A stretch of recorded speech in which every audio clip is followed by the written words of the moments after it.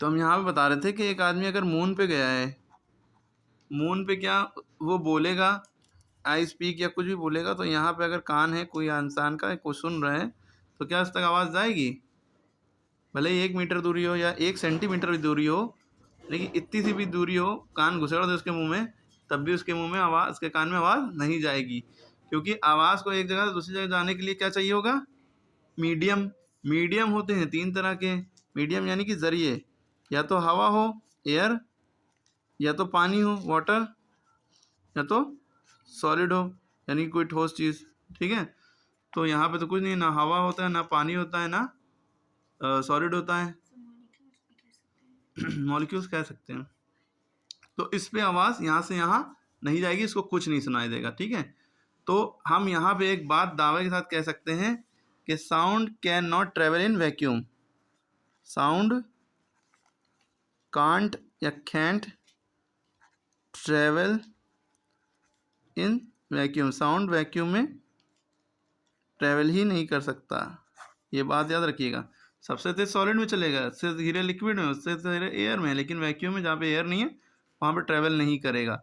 अब इसका उल्टा होता है लाइट में। लाइट जो होती है हमारी, वो सबसे तेज वैक्यूम में ट्रेवल करती है। ठीक है, 3 × 10⁸ मीटर पर सेकेंड, 3 लाख किलोमीटर पर सेकेंड या 30 करोड़ मीटर पर सेकेंड। ठीक है, फिर उससे धीरे एयर में या वैक्यूम या एयर, लगभग एक ही मान लेते हैं इसमें लाइट के केस में। उससे धीरे लिक्विड में, उससे धीरे ग्लास में, और ग्लास के अंदर भी डायमंड वगैरह और डीप में चलेगा और धीरे होती चली जाएगी। ठीक है, जितनी ठोस चीज़ होगी, जिसकी डेंसिटी जितनी ज़्यादा होगी, उतना लाइट की रफ्तार धीरे होती जाएगी। ठीक है, और साउंड में उल्टा है, जितनी ठोस चीज़ होगी उतनी रफ्तार उसकी ज़्यादा होगी, उतनी तेज़ ट्रैवल करेगा, और जितनी कम ठोस होगी उतनी ही रफ्तार उसकी कम होती जाएगी। जहाँ पे ठोस ही नहीं है बिल्कुल, मतलब वैक्यूम है, वहाँ पे साउंड में रफ्तार ही नहीं होगी, साउंड ट्रैवल ही नहीं करेगा। तो इसलिए मून पे साउंड ट्रैवल ही नहीं करता, किसी की आवाज़ सुनाई नहीं देगी। ये साउंड के बारे में बहुत मोटी मोटी बातें थी। अब हमने एक बात ये बताई कि पहले तो अब साउंड से रिलेटेड टर्म्स पता होना चाहिए। ये बहुत इंपॉर्टेंट बात है कि साउंड से रिलेटेड टर्म्स पता होना चाहिए। टर्म्स पता होना चाहिए। टर्म्स क्या हैं इसके रिलेटेड टू साउंड? क्या क्या टर्म्स हैं, है ना? अब देखिए क्या क्या टर्म्स हैं, इसको आप इससे समझ सकते हैं कि भाई एक हम वेव की फॉर्म बनाते हैं। देखो यहाँ एक डायग्राम बनाना, इसको देखिए।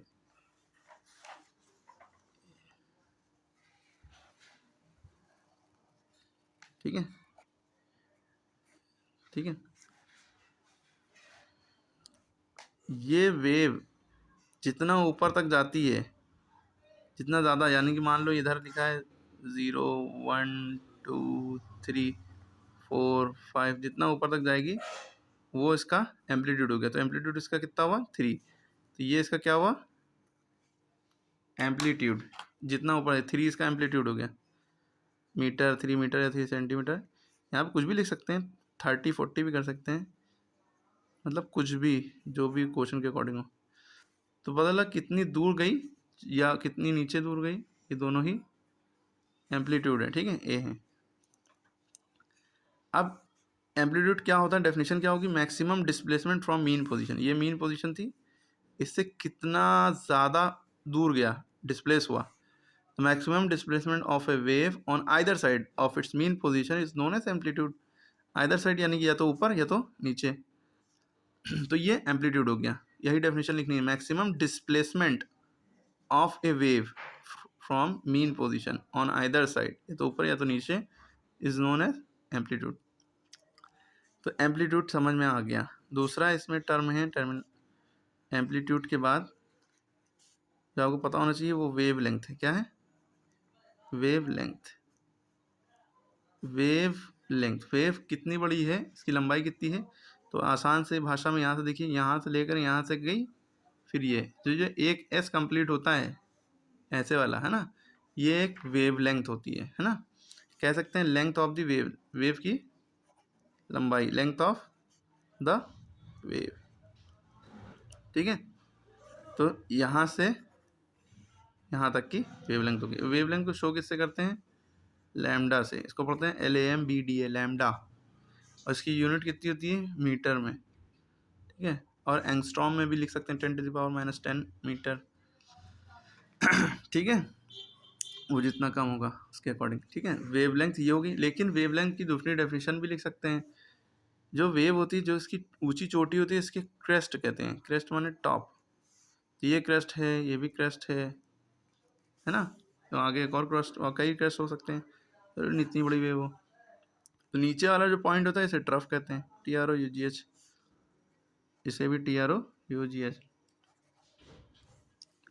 तो दो क्रेस्ट के बीच की जो डिस्टेंस होती है वो भी वेवलेंथ है।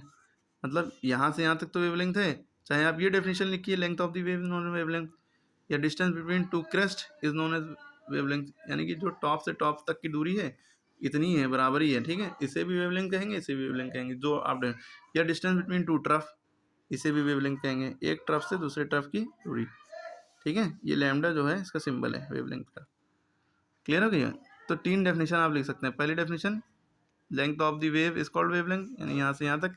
दूसरी definition, the distance from two consecutive crest और two consecutive trough is known as wavelength. ठीक है, लगातार जो क्रेस्ट हैं, कॉन्जिक्यूटिव ने लगातार, उनके बीच की डिस्टेंस भी वेवलेंथ है, और ट्रफ के बीच की भी डिस्टेंस भी वेवलेंथ है। क्लियर हो गई बात? उसके बाद जो है आपका है वेवलेंथ हो गया। इसके बाद आती है बात फ्रीक्वेंसी की। क्या? फ्रीक्वेंसी। इसमें क्या होता है कि एक सेकेंड में कितनी वेव बनी, एक सेकेंड में कितनी। The frequency is the number of oscillation completed by it in 1 second. एक सेकेंड में नहीं, इतनी देर में कितनी बार यूँ हुआ, वो फ्रीक्वेंसी होती है। लेकिन टाइम पीरियड क्या होता है? एक time taken body to complete 1 oscillation, एक ऑसिलेशन उसका कितनी देर में हुआ, यहाँ से यहाँ तक के कितनी देर में आई, वो उसका टाइम पीरियड है। लेकिन एक सेकेंड में कितनी बार यूँ हुआ, वो उसकी फ्रीक्वेंसी है। समझ में आई बात? तो फ्रीक्वेंसी और टाइम पीरियड में क्या फ़र्क है? Frequency, the number of oscillation made by oscillating body in 1 second. एक सेकेंड में कितनी बार यूँ हुआ। हालांकि एक सेकेंड इतनी देर का होता है इसमें, और बहुत तेज़ चल रहा है तो बहुत जल्दी जल्दी बनेगा। और टाइम पीरियड जो है फ्रीक्वेंसी का भी पार्ट हो सकता है। ठीक है, कितना टाइम एक वेव को बनने में लगा, या एक ऑसिलेशन को होने में लगा। एक ऑसिलेशन एक्चुअल मतलब पेंडुलम क्लॉक देखिए, क्लॉक इधर गई, इधर गई, फिर इधर आई, ये एक ऑसिलेशन होता है ना। ये मीन पोजीशन, ये एक्सट्रीम पोजीशन, फिर ये एक्सट्रीम पोजीशन, फिर ये एक ऑसिलेशन होता है। तो जितना टाइम यहाँ से यहाँ तक हुआ, तो ये एक टाइम पीरियड हुआ है ना। और एक सेकंड में जितनी बार यूँ होगी जल्दी जल्दी, वो तुम्हारा फ्रीक्वेंसी होगी। ये गेटी से इधर से पकड़ रहे हो, इधर से बीच में यूँ उंगली से करोगे, यूँ यूँ होगा, यूँ होगा, फिर यूँ होगा, यूँ यूँ यूँ होता रहेगा। एक सेकंड में जितनी बार हुआ, कोई मशीन से स्लो मोशन में करके गिनो तो वो उसकी फ्रीक्वेंसी हो जाएगी। एक सेकंड में 10 बार हुआ, 10 टाइम्स हुआ, तो 10 इसकी फ्रीक्वेंसी होगी। क्लियर है? दोनों मतलब समझ गए? Doubt clear? तो ये है, फ्रीक्वेंसी को हर्ट्स में मेजर करते हैं, HERTZ, HZ भी कहते हैं, या इसकी दूसरी यूनिट होती है साइकिल्स पर सेकंड। साइकिल्स पर सेकंड, एक सेकंड में कितनी साइकिल बन रही है ना। टाइम पीरियड को T से मेजर करते हैं। इसके बाद टाइम पीरियड आता है, टाइम पीरियड यही डेफिनेशन लिखी है जो बोली है, टाइम पीरियड और फ्रीक्वेंसी की जो बोली है। ध्यान से वीडियो फिर से सुनिए तो समझ जाएंगे। फिर वही डेफिनेशन लिखिए जो हिंदी में बोली है, इसको इंग्लिश में करके। टाइम पीरियड क्या होता है? Time taken by the body to complete its 1 oscillation, इसको टाइम पीरियड। टाइम पीरियड को T से डिनोट करते हैं, इसकी यूनिट होती है सेकंड। ठीक है, क्लियर होगी बात? अब इसके बारे में, अब हमने एक चीज़ और बता रहे थे जो हम दूसरी वीडियो में बता देंगे फ्री टाइम में, कि भाई हमने खटखट किया, ये एक अलग आवाज़ आई, यहाँ पे अलग आवाज़ आई, ये अलग आवाज़ आई, ये अलग आवाज़ आई। तो नॉन लिविंग थिंग ही में इतनी आवाज़ें हो रही हैं अलग अलग डिफरेंट। तो ये किस पे डिपेंड करता है कि आवाज़ जो है अलग अलग तरह की हो रही है? तो ये 3 चीज़ों पर डिपेंड करता है।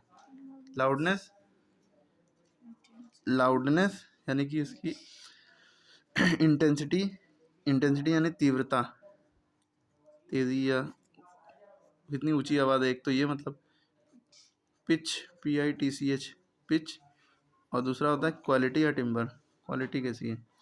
एक वही हम लोग गाना गाए फटे हुए उससे आवाज़ से सब जियान कह के भाग जाएंगे, है ना। और एक वही जो है श्रेया घोषाल है या कोई सिंगर है ना, वो लोग गाएं अच्छे सिंगर जो हैं, तो उससे लोगों को अच्छा लगेगा। तो उनकी आवाज़ में क्वालिटी होती है, ठीक है, क्वालिटी और टिम्बर। तो ये सब ये 3 चीज़ें हैं जिस पे आवाज़ का सुरीलापन और ये आवाज़ का अच्छा होना या कैसा होना, ये सब डिपेंड करता है, ठीक है।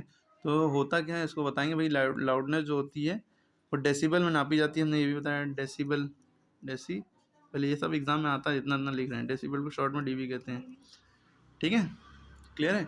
इसके बाद अगली वीडियो बाद में डाल देंगे।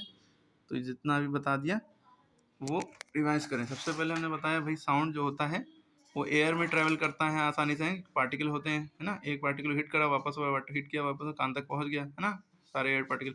लेकिन वही आदमी मून पे जाएगा तो यहाँ बगल में खड़ा हो जाए तब भी आवाज़ नहीं सुनाई देगी, क्योंकि यहाँ पे एयर मीडियम नहीं, एक मीडियम चाहिए साउंड को उस पर सवार होकर जाना होता है। सवारी उसकी हवा है, हवा यानी दरिया। तो ज़रूरी नहीं खाली हवा, वाटर भी हो सकता है और सॉलिड भी हो सकता है, हमने ये बताया। रेलवे ट्रैक पे कान लगा के सुनते थे, बहुत दूर ट्रेन होती थी, पता चल जाता था हाँ ट्रेन आ रही है।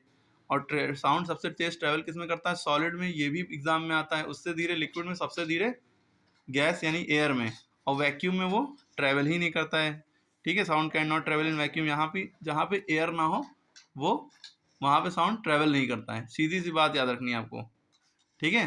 तो इसका उल्टा लाइट में होता है। लाइट क्या होता है, सबसे तेज वैक्यूम में ट्रैवल करती है या एयर में, फिर उससे धीरे हो जाती है लिक्विड में, और धीरे हो जाती है ग्लास में, ठीक है। लाइट और साउंड में बस ये फ़र्क है। फिर उसके बाद हमने बताया कि वेव के बारे में, कि यहाँ भाई जितना ज़्यादा वेव मीन पोजीशन दूर जाएगी ये उसका एम्पलीट्यूड होता है ना। और जितना ज़्यादा दूर जाती है तो जितने ऊंचे पे जाती, जो उसका टॉप पॉइंट होता है उसे क्रेस्ट कहते हैं ना, और जो उसका डाउन पॉइंट होता है, लोवेस्ट पॉइंट, उसे ट्रफ कहते हैं। वेवलेंथ क्या होती है, लेंथ ऑफ द वेव, पूरा एस है ना, ये लेंथ ऑफ द वेव कहलाएगा। या तो आप ये कह सकते हैं लेंथ ऑफ द वेव, या क्रेस्ट टू क्रेस्ट तक की distance, distance between to consecutive crest या टू कॉन्जिक्यूटिव ट्रफ, इसे हम कहेंगे वेवलेंथ। उसके बाद फ्रीक्वेंसी की बात होती है कि एक सेकंड में कितनी बार ये वेव बनी, जल्दी जल्दी, है ना। गेटिस का एग्जांपल ले लीजिएगा उससे। फ्रीक्वेंसी यूनिट्स होती है हर्ट्स या एचजेड या साइकिल्स पर सेकंड में लिख सकते हैं। टाइम पीरियड क्या होता है, टाइम पीरियड की यूनिट होती है सेकंड। टाइम पीरियड होता क्या है कि एक वेव कितनी देर में बनी, चाहे 0.5 सेकंड में हो चाहे 0.10 सेकंड में हो, एक सेकंड, आधे सेकंड में बनी या पौने सेकंड में बनी, वो उसका टाइम पीरियड है। कभी ज़्यादा भी लग सकता है, बड़ी वेव होगी तो ज़्यादा लगेगा। जो साउंड की जो आवाज़ें होती हैं वो सब अलग अलग कैसे होती हैं, वो 3 चीज़ों पर डिपेंड करता है, लाउडनेस, पिच, क्वालिटी और टिम्बर। हाँ तो ये ऑक्सीडेशन और ये टाइम पीरियड में फर्क क्या है?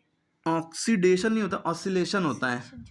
ऑसिलेशन मतलब यही होता है कि ये जो यूं यूं हो रहा है इसी को ऑसिलेशन कहते हैं। तो टाइम पीरियड मतलब एक वेव कितनी देर में, एक ऑसिलेशन कितनी देर में बना, यानी एक बार यूं वेव कैसे हुई, पेंडुलम क्लॉक में एक बार यूं जाके यूं हुआ, एक सेकंड समझ लो उसका एक ऑसिलेशन है, ठीक है, समझ में आई। वही एक ऑसिलेशन ही एक टाइम पीरियड है उसका। और एक सेकंड में जितनी बार यूं यूं हो वो उसका फ्रीक्वेंसी हो जाती है, ठीक है। बहुत दिमाग लगाने वाला मसला है, ठीक है। यहाँ तक पता होना चाहिए, इसके बाद नेक्स्ट वीडियो में डाल देंगे जो भी होगा, ठीक है।